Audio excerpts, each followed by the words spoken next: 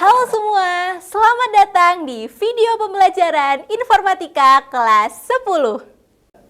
Coba bayangin ya, aplikasi yang tiap hari kamu buka, Gojek, Shopee, Instagram, itu semua berawal dari barisan kode. Keren banget kan? Yuk kita mulai belajar. Pada video kali ini diharapkan dapat membantu kalian dalam memahami konsep variabel dan ekspresi dalam membuat program dengan bahasa pemrograman C. Coba pikir, coding tuh kayak gimana sih? Harus punya laptop mahal dulu. Kalau aku belum ngerti logika, bisa belajar ngoding nggak ya? Tenang, kamu nggak sendirian. Hari ini kita mulai belajar dari video ini yuk. Kita bahas satu persatu. Kita akan belajar bahasa pemrograman C. Terus, kenapa sih belajar C? Kan ada Python yang katanya gampang atau Java yang populer. Nah, ini dia rahasianya. Bahasa C itu dasar dari semua bahasa lain. Banyak sistem operasi, game engine, bahkan Arduino yang dibangun pakai C. Kalau kamu ngerti C, kamu akan lebih mudah belajar bahasa lain. Dan yang lebih penting, kamu lebih ngerti cara kerja komputer yang sebenarnya. Lalu, buat ngoding pakai apa sih? Kamu nggak perlu laptop buat belajar ngoding loh, cukup HP kamu aja. Nah, ada 3 tools IDE yang dapat digunakan untuk bantu kamu ngoding di HP. Yang pertama, ada CXX Droid, bisa ngoding dan run program C tanpa internet. Cocok buat kamu yang belajar di mana aja. Nah, yang kedua, ada Decoder, tampilannya modern, dukung banyak bahasa, tapi butuh internet karena compile-nya di cloud. Yang ketiga, ada GDB Online, lewat browser, nggak perlu install, tinggal buka dan langsung coding. Semua IDE ini punya 2 bagian penting loh. Yang pertama adalah editor, yaitu tempat kamu nulis kodenya. Yang kedua adalah compiler, yaitu alat yang nerjemahin kode kamu biar bisa dijalankan. Jadi, bahkan cuma modal HP, kamu udah bisa jadi programmer pemula loh. Sekarang kita coba satu program sederhana, Hello World. Ini adalah program pertama yang hampir semua programmer tulis. Yuk kita ketik bareng. Yang pertama, main sebagai tempat fungsi utama program. Yang kedua, printf untuk menampilkan teks ke layar. Dan yang ketiga, return digunakan untuk mengembalikan program ke sistem. Lalu klik run dan tada! Outputnya muncul. Artinya kode kamu berhasil dijalankan. Kita sudah menyiapkan lingkungan untuk ngoding mulai dari IDE sampai kenalan dengan bahasa pemrograman C. Selanjutnya kita bakal bahas struktur dasar program C. Yuk bareng-bareng kita mulai petualangan ngoding ini. Sebelum kita mulai coding, kita harus tahu tentang keyword dalam bahasa C. Keywords adalah kata-kata yang sudah memiliki makna khusus di dalam bahasa C, dan kita tidak bisa menggunakannya sebagai nama variabel atau fungsi. Misalnya, integer, float, return, for, while, dan masih banyak lagi.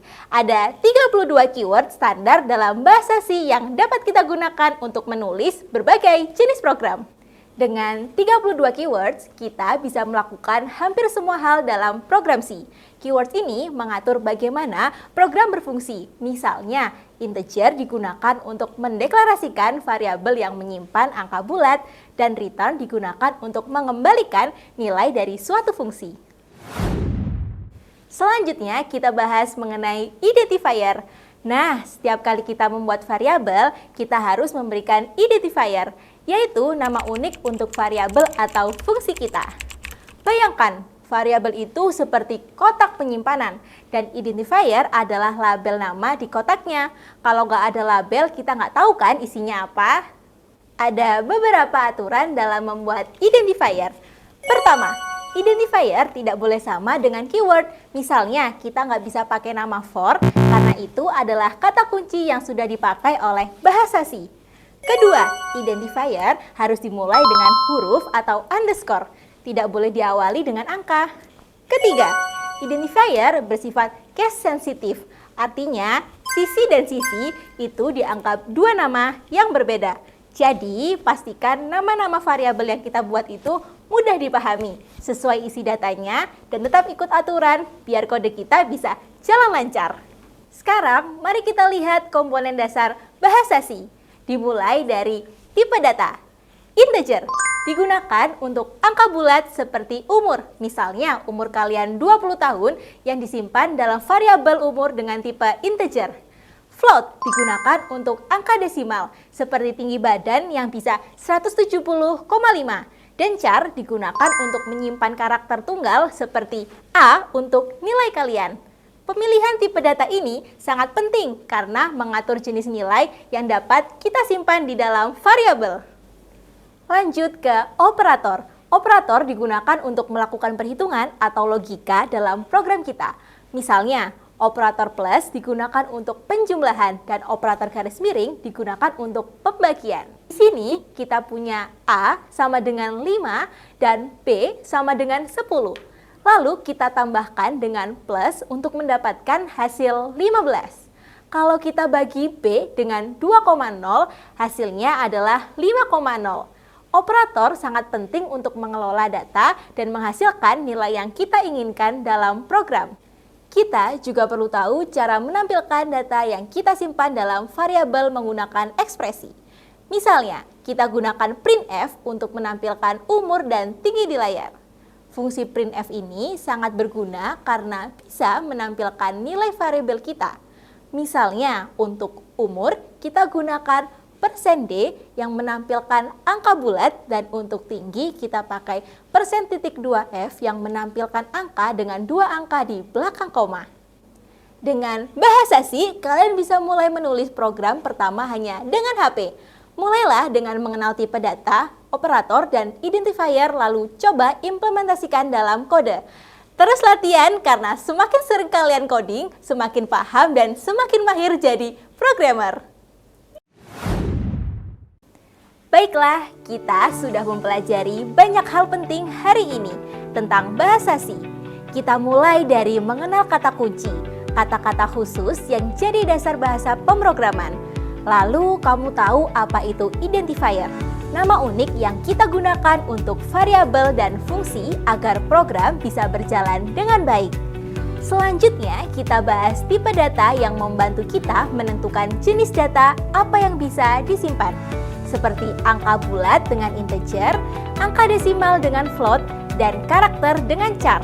Setelah itu, kita lihat bagaimana operator bekerja untuk mengolah data seperti penjumlahan dan pembagian, serta cara menggunakan ekspresi untuk menampilkan hasil ke layar dengan printf. Semua komponen ini adalah fondasi utama supaya kamu bisa menulis program yang benar dan efektif. Ingat, belajar bahasa pemrograman bukan tentang cepat menguasai semuanya dalam sekali coba, tapi tentang konsistensi dan keberanian untuk terus praktek. Gunakan HP kamu untuk pelatihan setiap hari. Coba tulis kode sederhana dulu, lalu tingkatkan tantangan secara bertahap. Jangan takut salah, karena dari kesalahan kita belajar. Terus semangat, terus belajar, dan jangan lupa untuk selalu mencoba hal baru. Di video selanjutnya, kita akan mendalami struktur program C lebih jauh lagi. Jadi, jangan sampai ketinggalan ya!